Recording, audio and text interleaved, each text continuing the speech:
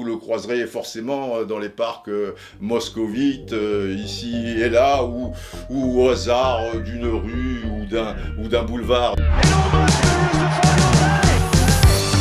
Hello, là, bonjour. Aujourd'hui, je vais vous parler d'une nation qui a dominé les premières éditions de l'Euro, d'une nation et de sa légende incontournable.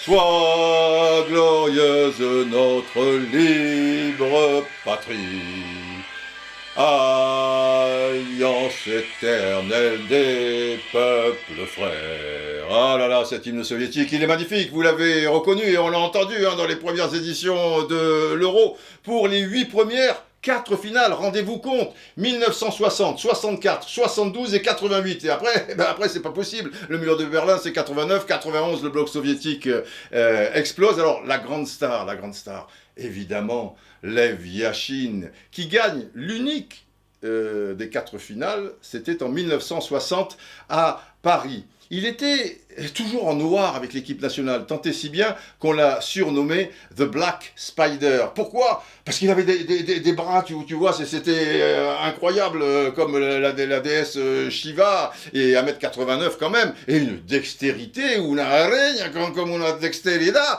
et incroyable, et il a révolutionné le poste, il est immensément populaire, il reste dans les mémoires à tout jamais dans le monde entier, évidemment chez lui, et vous le croiserez forcément dans les parcs moscovites, ici et là, ou au hasard d'une rue ou d'un boulevard. Non, croyez-moi, Lev Yachine et l'URSS, ça fait partie de la grande histoire de l'Euro, unique gardien de but à avoir remporté le Ballon d'Or, le plus grand gardien de tous les temps. Ah, Yachine, l'URSS, c'est la grande histoire de l'Euro.